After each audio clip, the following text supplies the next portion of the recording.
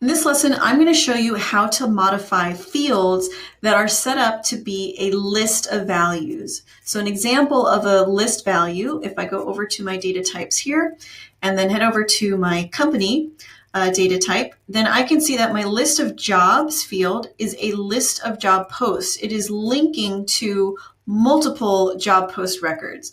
So there is a specific set of actions in your workflows that are for working with list fields like this so that you can add, subtract, replace items within a single list like this. So we're going to take a look and see how that works. I'm going to add a repeating group on my page so that we can actually see things being updated in real time. So here is a big repeating group, and this will show a list of companies. So type of content will be company, and the data source will equal a search for companies, just so that I can see all of my companies here. And I'm going to add a text to the cell so that it'll display the company name so we know who we're working with. This will display the current cell's company's name. And inside of my cell, I'm going to do another repeating group. Now I've done this a couple lessons ago where we nested repeating groups, but now we're actually going to do a bit more and modify the list within these repeating groups and add really more functionality here. So I'm just going to make this a little bit taller so we have some room. I'll add another repeating group right next to the name of the company. This repeating group will be a list of job posts. So job post is the type of content. The data source is going to be the current cell's company, so the company cell that is inside of, and then list of jobs. So that will be the list that is going to display here, will already be filtered by company because it's only pulling from the cell it's inside. So I'll add another text here to display our job title, just as a quick way to reference it. So current cells, job posts, title. Okay, so now before I create workflows, I'm going to add some triggers for all of my list modification actions here.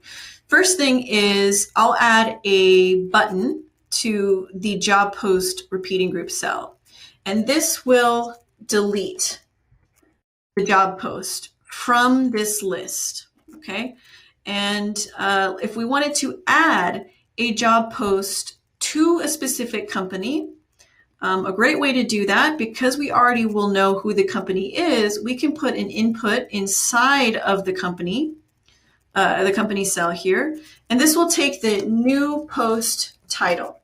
Now I'm really simplifying this type of functionality for the application that we're working in, but this is really to demonstrate how you can reference multiple elements on the page, and also specifically how to modify this list value. And I'm going to add another button to the page here, and this will add new job.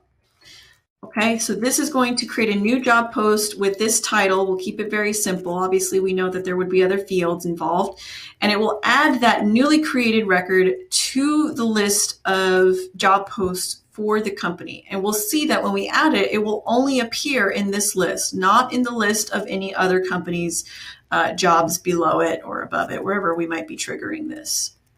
Okay, so let's start with these simple add a single thing, delete a single thing to begin with. So when I add a new job, I'm going to start and edit a workflow from this button click. And the first thing I'm going to do is create a new thing. The new thing will be job post. And the field I'm going to set just for this job post, I'll leave all the other ones alone, but it's going to be the title of the job. And that is the input that I have added to the page. Input new post title value. Okay, and then because I know the company that this job post is for, I will also set that field. Company equals the current cell's company. Okay, now here is where we assign this job post to the company's list. I will make a change to a thing. This is a data action. And the thing to change is going to be the current cell's company. The field to change is going to be the list of jobs. The operation I'm going to perform on this field is adding a new post item, a new job item to this list of jobs. So we'll select add. And then the thing I'm adding is the result of the previous step, step 1. Okay, and then the last thing I'm going to do here is just reset the input so that it clears out that title input for me. All right, so let's preview this page. Okay, so my repeating group has a lot going on here because I haven't really styled too much, but we can kind of see what's going on. I have my list of companies is the big item here, right? So here's company 1, whoops, here's company 1, here's company 2, here's company 3. We're just going to work with company 1 up here, but you can assume that anything I do up here, the same thing would happen regardless of whichever company I'm working with, but it's going to stay contained within the company cell. Okay, so let's say I create a new job post title called Dean of Students for a position at City University. So I'll add the new job, and you can see immediately it was added to this list here. All right, so if I go into my database and I go into app data and check out my job posts, I can see, let me go to this modified one where I have the description hidden. I have my new job post, Dean of Students. It has been linked to the City University company. If I go over to company, and let's see, this is the original City University. I'm going to go ahead and delete these copies that I had created in another lesson. We don't want those there confusing us.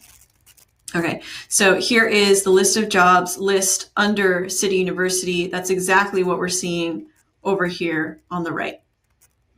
Now, if I wanted to delete this job post, there's two things that you can do, and you want to make sure that you understand the difference between the two. Deleting a record from your database has to go through the delete action.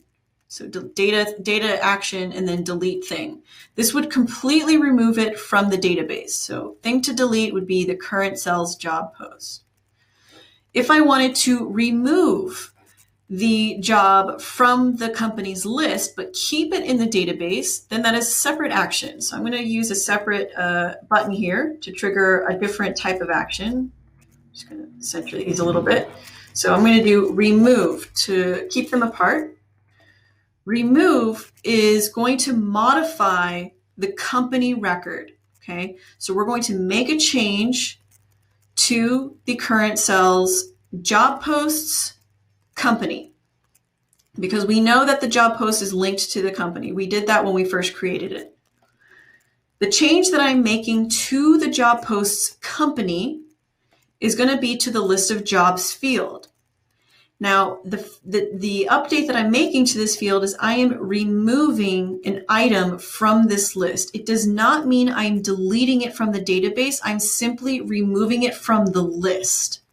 So we'll select the current cell's job post as the item to remove. Okay, so I'm going to refresh the page so that we can see the difference here.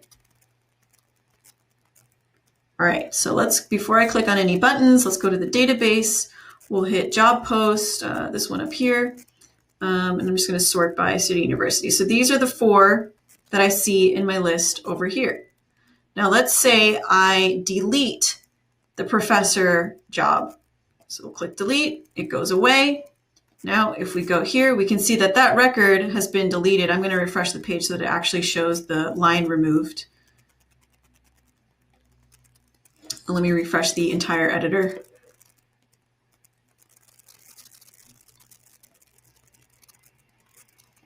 Okay, job posts, we're going to sort by City University. Oh, I think I was actually just referring to, I was seeing a blank here. Okay, so I do not have any more I don't have that original professor job post anymore. It's been deleted from the database. Now, if I click on remove grant writer, okay, you can see that it also removed it from this list. And if we go back here to job post and I refresh the data, and let me just sort by company, it is still in the database. And it is also still linked to the City University, but this is within the job post record. If I go to companies and view my City University record for companies, that grant writer position is no longer in the list of jobs. We have just modified the items that are in this list. We have not deleted the record from the database. It's two very different things, okay? So job post, it still exists here, and the post itself still has its link to the company, but the relationship in the other direction does not have that link. It's no longer part of that list. In this type of application scenario, if I were to delete a post, I would most likely want to completely remove it from the database. I don't really see a reason why I would want to remove it from this list and still keep it in the database, because we're kind of creating an orphan out of that. Now, let's do a completely different example where removing and adding is going to really change kind of how the user interacts with the data a bit more. So let me refresh, or I'm going to change this repeating group here to a list of job posts. And I'm going to remove this inner one. This text is going to be the job post title. And I'm going to remove this. We're going to keep this button here because we're going to do something with it. Let me actually just make this a little bit smaller, and this one here. And we're going to make this much smaller like that. Okay. So this repeating group is going to search for all job posts in the database. We're going to keep it simple, no constraints. Now let's say that we want to create a favorites or a bookmarking feature so that the user can save jobs that they're interested in. Okay, so what I would do to make this happen is under the data types, under the user type, I will create a new field to separate out any posts that they have marked as a favorite. Now, we are not going to modify the job post itself. We're going to create independent lists per user so that they know what they have bookmarked or saved for them only. So we would want to create this field under the user type so that it is unique to the user. Okay, so I'll create a new field called saved jobs. And the field type is going to be job post, and the list is, or it will be a list value, so I'll check that box. Okay, so we can see here under the user, they will have a list of saved job posts. All right, so this list on the left is just going to be the list of posts available in the database. Now I'm just going to copy this repeating group and paste it so we have a duplicate, but the source of this job post list is going to be different. I don't want to see all of the posts in the database. I only want to see the current user's saved jobs in this list here. In fact, I'm going to label these two so we can make sure we keep them apart. I'm going to just add a text above them. This is all jobs. And the one next to it is my saved jobs. Okay, so in this button, for all jobs, what I'm going to do is label it as save job. And this button here, when I'm looking at my already saved jobs, the button will remove saved, remove this from my list. Sure, we'll do it like that. Okay, so this button to save the job, we'll start and edit a workflow. Let me remove all of these actions. Okay, so what this is going to do, it's going to update the current user's list of saved jobs, right? Because we are clicking this to save the job. So I'm going to make a change to the current user, and the field to change is going to be my saved jobs field. And I'm going to be adding the current cell's job post to this list, my saved jobs list. And by doing that, it's automatically going to appear in this list because that is the source of this list, is the current user's saved jobs. Now this button is going to do the opposite. This is going to remove that job from the list. So I'll start and edit a workflow. Same type of action. We're going to make a change to the current user. And the change we're making is to the saved jobs list. We're going to be removing the current cell's job post. Now notice that we have not made any kind of modifications to the job post because that's not what we're here for. We're not here to make changes to the job post. We're here to update the user record. And change which posts are being stored in this particular list. It's just creating bookmarks for us. We're not creating duplicate records or anything like that. Now, a couple of additional features that you'd want to implement when you're doing something like this. We don't really need the user to click on this button again after they have saved the job. In fact, we want to let the user know that this has already been saved. So I'm going to create a condition on this button on the left here. When the current user's saved jobs contains the current cell's job post, and this is a compatible expression because the list of saved jobs is a list of job posts. So when this list of job posts contains the current cell's post, then we're going to change the text of this button. Instead of saved job or save job, we'll change it to save. And I'm going to change the background color to something more neutral. And I'm going to make this button not clickable. So that's another property that I found here that I can check. And if we preview this condition, we can see that it's going to look like that. I'm actually going to change the background color a little bit darker so that we can actually see the word. Okay, great. So now I'm going to refresh the page so that we can see this working here. Now, I'm currently logged in as a user with no saved jobs in their field because we just created the field. I'm going to remove some of my fields here so that I really only see a few things. Okay, so I'm currently running as this first user down here, no saved jobs. If we look at the page, these are all the jobs in the database there, and I have no saved jobs. So I'm going to click on Save the Hostess job. Great, so the condition has kicked in here because the Hostess job post is currently in the current user's saved jobs list. Right, I'm going to do this with another one. I can scroll down to this one here. Now we've created this really cool dynamic feature where the user is updating their own record and they're able to create a segmented list of jobs that is unique to them. If I logged in as a completely different user, for example, as Joey here, so I'm running this page as a different person, you can see that my list is cleared out because I'm a different user. My list is different. So if I scroll down and select some other items, we'll do kind of more of these like that. Okay, so his list is different. And I'm going to go back to my database and refresh the data so that we can see what happened here. So these two users are now saving jobs, and those are the jobs segmented out. No modification to the job record. Now, if I decide, let me close that one because I'm currently logged in here. Now, if I decide to remove this engineer position, it's just going to run that opposite action to remove the item from the list. So I'll click that. That one becomes available again to click, and my list is changing accordingly. All right, so those are the individual add and remove actions for lists. Now let's talk about these other actions here.